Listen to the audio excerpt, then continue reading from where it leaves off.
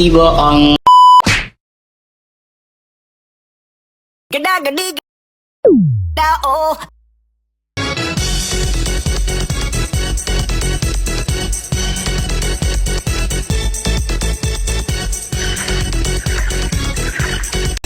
Back when we were still changing for the better, wanting was enough.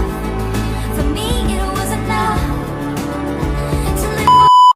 Aku hanya memikirkan satu peraturan penting. Kenapa kau lakukan hari ini kalau kau bisa melakukannya besok? Hahaha. Few moments later.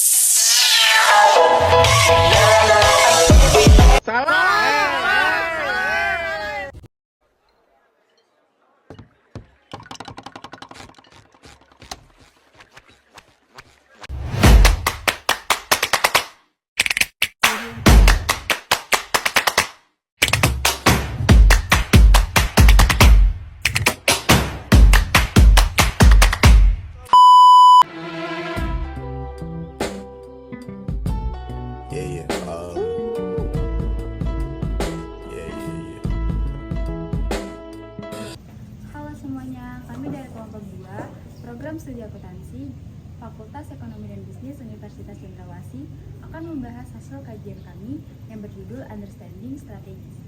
Dalam video ini, kami akan membahas bagaimana strategi memiliki peran penting dalam sistem pengendalian manajemen, mulai dari konsep dasar strategi, tingkatan dan elemennya, hingga implementasi dan hubungan antara strategis dengan efektivitas organisasi. Penjelasan ini disusun untuk membantu kita memahami bagaimana strategi bukan hanya tentang rencana jangka panjang, tetapi juga sebagai alat untuk mengarahkan, mengendalikan, dan memastikan organisasi mencapai tujuannya dengan efektif. Mari kita mulai pembahasannya. Halo semuanya, perkenalkan nama saya Muhammad Tria Arifin. Di sini saya akan memaparkan bagian pertama, yaitu pendahuluan, yang berfokus pada peran strategi dalam sistem pengendalian manajemen. Strategi ini memiliki peran yang sangat penting dalam organisasi karena berfungsi menetapkan arah dan penentuan prioritas utama.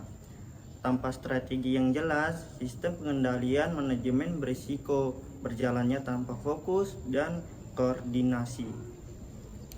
Menurut Anthony, penyebutan bahwa fungsi pengendalian manajemen adalah pengaruh anggota organisasi agar melaksanakan strategi organisasi.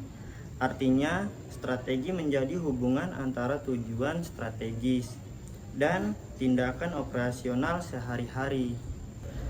Strategi sendiri memiliki karakteristik yang berorientasi ke masa depan, bersifat komprehensif karena mencakup seluruh fungsi manajemen, adaptif terhadap perubahan lingkungan, serta menuntut adanya pilihan dan trade-off.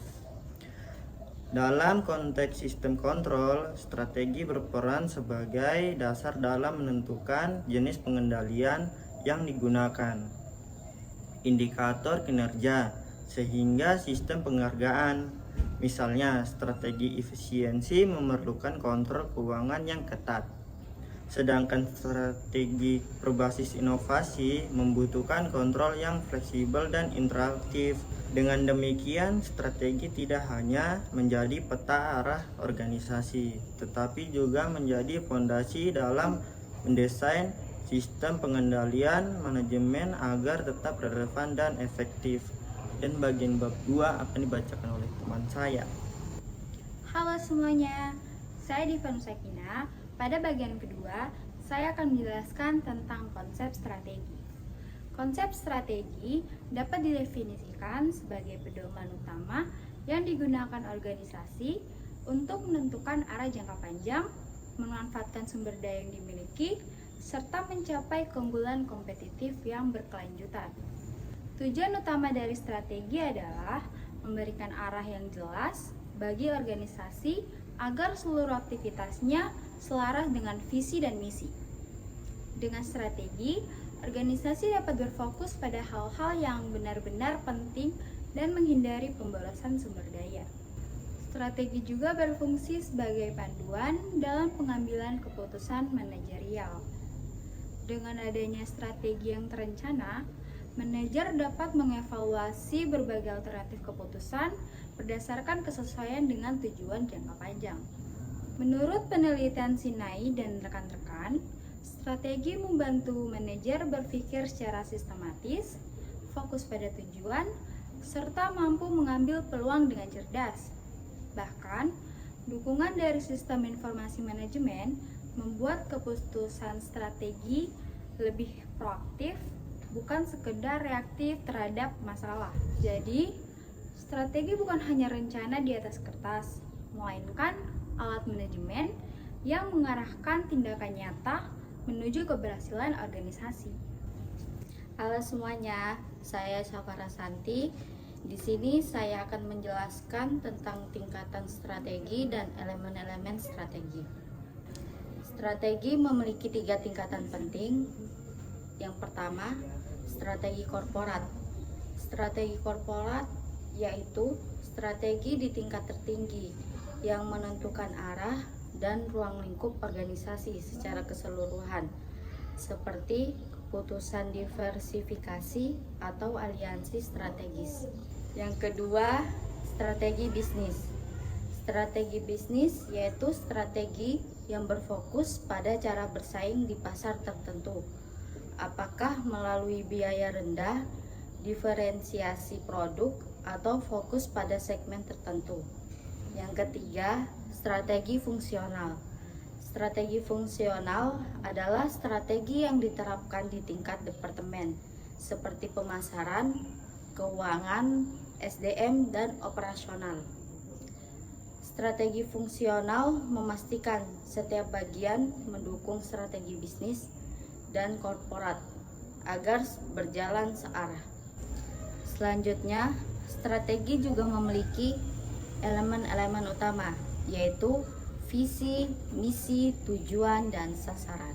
Visi menggambarkan harapan serta arah yang ingin dicapai di masa depan.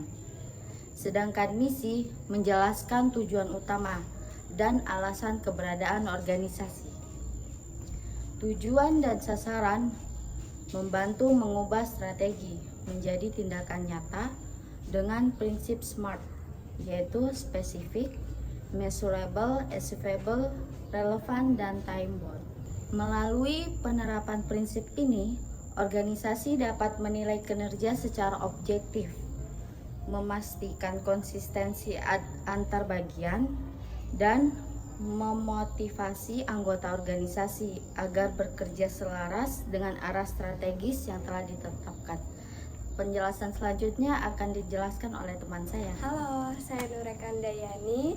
Saya akan menyampaikan bagian akhir dari materi ini, yaitu mengenai implementasi strategi, hubungan antar strategi, dan sistem pengendalian manajemen. Implementasi strategi merupakan proses penerjemahan rencana strategis menjadi tindakan nyata di lapangan. Ini mencangkup penyusunan rencana operasional, pengalokasian sumber daya, serta pemantauan kinerja secara berkala. Pengendalian dan evaluasi strategi menjadi tahap penting untuk memastikan pelaksanaan berjalan sesuai rencana. Sistem pengendalian manajemen berfungsi sebagai alat untuk membandingkan hasil aktual dengan target strategis serta memberikan umpan balik bagi perbaikan.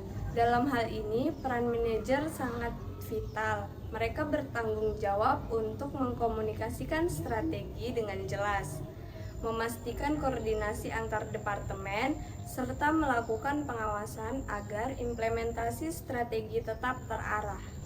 Hubungan antara strategi dan sistem pengendalian bersifat dua arah.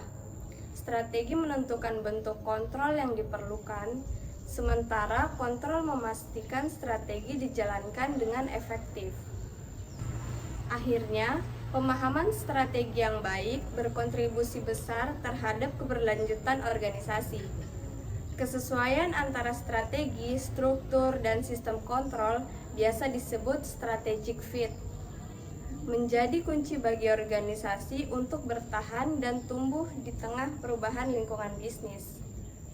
Jadi, strategi tidak hanya soal perencanaan, tetapi juga menyangkut pengendalian, koordinasi, dan keberlanjutan organisasi dalam jangka panjang.